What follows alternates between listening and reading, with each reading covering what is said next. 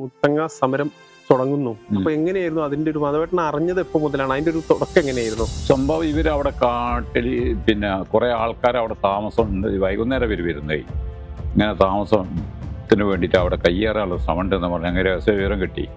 അപ്പോൾ ഞങ്ങൾ വണ്ടി എടുത്ത് വന്നപ്പോൾ തന്നെ പോയി നോക്കുമ്പോൾ ഇവർ ഇങ്ങനെ കാട്ടിൽ ഇങ്ങനെ തീയൊക്കെ ഇട്ടിട്ട് പിന്നെ ഞങ്ങൾ സ്ഥലം കിട്ടാൻ വേണ്ടിയിട്ട് അതിന് വേണ്ടിയിട്ട് ഞങ്ങൾ സമരം തുടങ്ങുകയാണ്. അതിനെക്കൊണ്ട് നിങ്ങളെ ഞാൻ ദ്രോഹിക്കുന്നില്ല ഞങ്ങൾ. അതിൽ പിന്നെ സർക്കാരിൻ്റെ ഭാഗത്തുനിന്ന് നമ്മളോട് നിരീക്ഷണം മാത്രമേ പറയുന്നുള്ളൂ. നമ്മൾ അന്നപ്പം തന്നെ മാസ്റ്റർ എഴുതി റിപ്പോർട്ട് എഴുതി മോളെ ഇങ്ങനെ കൊടുക്കും. അപ്പൊ അത് ശരിക്കും പറയുകയാണെങ്കിൽ അന്ന് തന്നെ ഞങ്ങൾക്ക് ഒഴിപ്പിക്കാൻ പറ്റുകയുള്ളൂ. അന്ന് കുറഞ്ഞ ഒരു 10-25 സ്റ്റാഫ് ഉണ്ടെങ്കിൽ ഒഴിപ്പിക്കാൻ പറ്റിയ പ്രശ്നമുള്ളൂ. അന്ന് തന്നെ ഒഴിപ്പിക്കായിരുന്നു. ഒരു വിചാരിച്ചില്ലപ്പം അങ്ങനെ ആയിക്കും ആദിവാസികൾ ഞങ്ങളങ്ങനെ ഒഴിപ്പിച്ചുകൊണ്ട് കൊണ്ടുപോകുന്നുള്ള. അന്ന് ഇത് തുടങ്ങുന്നു, സമരം സ്റ്റാർട്ട് ചെയ്യുന്നു, പിന്നെ കുറച്ച് പേര് അപ്പോൾ നിങ്ങളോട് നിരീക്ഷിക്കാൻ പറയുന്നു. അപ്പോൾ പിന്നെ ഞങ്ങളിങ്ങനെ രാവിലെ ഇങ്ങനെ ഇടയ്ക്കിടയ്ക്ക് വണ്ടി എടുത്ത് പോകും. പിന്നെ ഇവരെന്ത് ചെയ്ത് ഞങ്ങൾ പോകുന്ന റോഡൊക്കെ ബ്ലോക്ക് ആക്കി തുടങ്ങി.